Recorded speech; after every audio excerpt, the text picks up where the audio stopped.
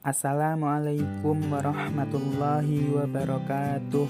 Halo teman-teman, kami dari kelompok 5 akan memaparkan materi tentang permasalahan pada komponen-komponen pendidikan. Sebelum memasuki materi, izinkan saya memperkenalkan anggota dari kelompok kami. Yang pertama, ada Siti Nur Arina Manasikana. Yang kedua, ada Dinanti Putri Palupi. Yang ketiga, ada Safira Febriani. Yang keempat, ada Sabrina Aulia Lestari. Yang kelima, ada Ella Rahmawati. Yang keenam, ada Tri Puspita Handayani. Dan yang ketujuh, ada Alfian Rizky Stiantoro Putra. Untuk mengetahui materi selengkapnya, mari kita simak videonya. Yang pertama, permasalahan terkait pendidik, yaitu rendahnya kualitas atau profesionalitas seorang pendidik. Penyebabnya, masih banyak tenaga pendidik di Indonesia yang mengajar tidak pada bidangnya. Misalnya, guru matematika mengajar bahasa Indonesia. Hal ini menyebabkan guru tersebut tidak kompeten dan maksimal dalam mengajar karena mengajar bidang yang tidak dikuasai. Kualitas guru di Indonesia masih rendah karena pada proses perekrutan sebagai ASN atau aparatur sipil negara hanya dilihat dari hasil ujian tertulis saja, bukan dari keterampilan, kecakapan, dan profesionalitas guru tersebut. Kualitas pendidik di Indonesia yang tidak memenuhi standar akan berdampak pada kualitas pendidikan yang hasilnya belum optimal. Solusinya yang pertama, perlu ada percobaan menjadi pengajar sebelum direkrut sebagai pegawai pemerintahan agar yang diterima adalah guru yang memang profesional dan terbaik. Yang kedua, standar kompetensi guru yang diterapkan pemerintah sebaiknya berfokus pada kualitas pembelajaran peserta didik. Yang ketiga, profesi sebagai guru diberikan tanggung jawab terhadap kinerja profesinya. Yang keempat, pemerintah meningkatkan kesejahteraan pendidik. Hal tersebut akan berpengaruh terhadap kinerja guru saat mengajar. Karena tak jarang, pendidik terlalu fokus kepada pekerjaan sampingannya sehingga membuat proses mengajar kurang optimal. Permasalahan peserta didik dalam kesulitan belajar. Setiap individu selalu berhadapan dengan berbagai ragam masalah di tengah proses pembelajaran yang berlangsung di sekolah, sehingga siswa mengalami kesulitan belajarnya. Dalam hal ini yang berkaitan dengan pendidikan, masalah kesulitan belajar tersebut disebabkan sebagai berikut. Yang pertama, kurang menaruh minat terhadap pelajaran sekolah atau malas belajar. Yang kedua, memiliki kebiasaan belajar dan cara bekerja yang salah. Yang ketiga, sering izin atau sengaja tidak mengikuti pelajaran sekolah. Dan yang keempat, kelemahan dalam kondisi keluarga atau status ekonomi yang kurang baik. Solusi untuk pemecahan masalah di atas, yang pertama, untuk pemecahan masalah bagi siswa yang kurang menaruh minat terhadap pelajaran sekolah dan malas belajar, guru harus bisa memberi inovasi pelajaran dalam kelas, pemberian tugas dan tugas rumah yang mempunyai nilai pendidikan. Kedua, untuk pemecahan masalah bagi siswa yang memiliki kebiasaan belajar dan cara bekerja yang salah, guru mengarahkan agar siswa merubah cara belajarnya dengan cara menentukan metode pembelajaran yang sesuai dengan diri siswa tersebut karena setiap siswa mempunyai perbedaan dalam belajar. Lanjut yang ketiga, yaitu terkait dengan permasalahan lingkungan pendidikan. Nah, terdapat 3 yang terlibat dalam lingkungan pendidikan, yaitu keluarga, sekolah, dan masyarakat. Akan tetapi kali ini kami hanya akan membahas terkait dengan lingkungan keluarga saja. Masalahnya apa sih di lingkungan keluarga? Jadi masalahnya adalah kurangnya perhatian dari keluarga. Penyebab dari permasalahan tersebut, masih banyak orang tua yang sibuk dengan pekerjaannya.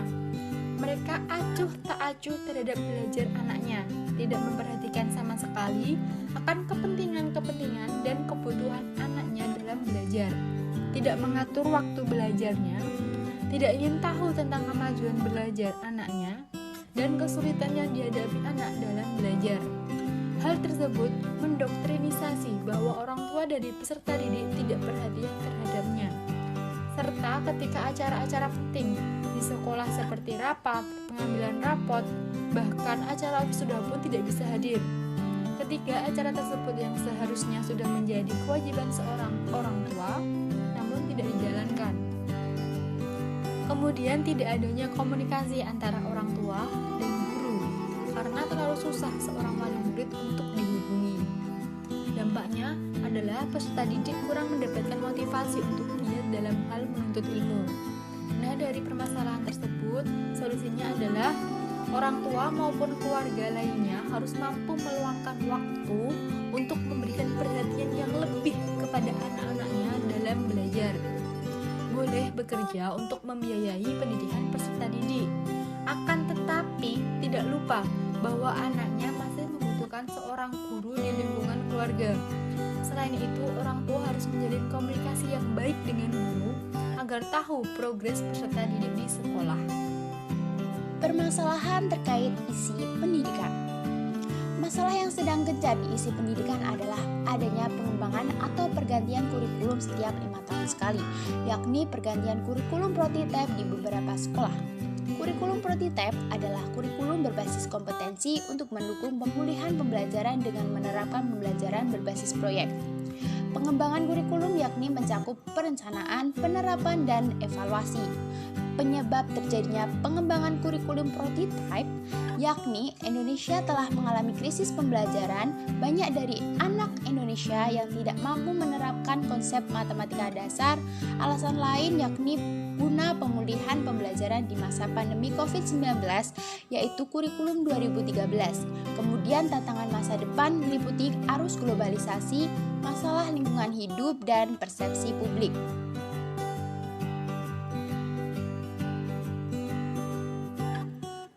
Permasalahan metode pendidikan. Metode pendidikan digunakan agar pembelajaran bisa diterima secara efektif dan efisien oleh peserta didik.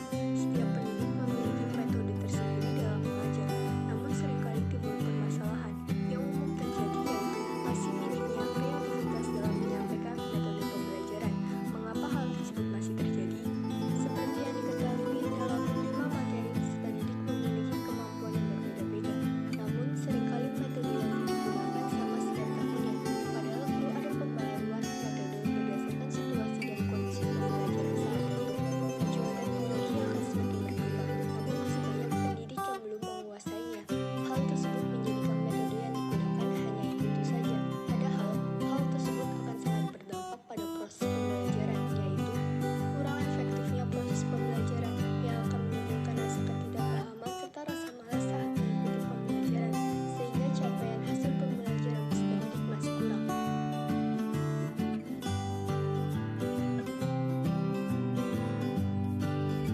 Selanjutnya, ada permasalahan terkait alat pendidikan. Dari yang saya identifikasi, salah satunya adalah rendahnya kualitas sarana fisik, yang disebabkan karena masih banyak perguruan tinggi dan sekolah yang rusak, terutama di jenjang SD dan SMP, seperti gedung yang rusak, kepemilikan dan penggunaan media belajar rendah, buku perpustakaan tidak lengkap, sementara laboratorium tidak standar, pemakaian teknologi informasi tidak memadai, dan sebagainya. Berdasarkan identifikasi sekolah-sekolah di daerah saya, tepatnya di Purwokerto, Jawa Tengah, ada sekitar 20,97% ruang kelas SD rusak. Sementara di SMP sekitar 20,06%. Ruang kelas SD yang rusak berjumlah 895,761 unit dan yang rusak ada 187,855 ruang kelas. Di SMP, ruang kelas yang rusak mencapai 39.554 dari total 192,29 ruang kelas. Dampaknya, tidak efektifnya proses belajar mengajar sehingga menjadi terganggu dan tidak nyaman. Sekian pemaparan dari kelompok kami terkait permasalahan komponen-komponen pendidikan. Kurang lebihnya mohon dimaafkan. Wassalamualaikum warahmatullahi wabarakatuh.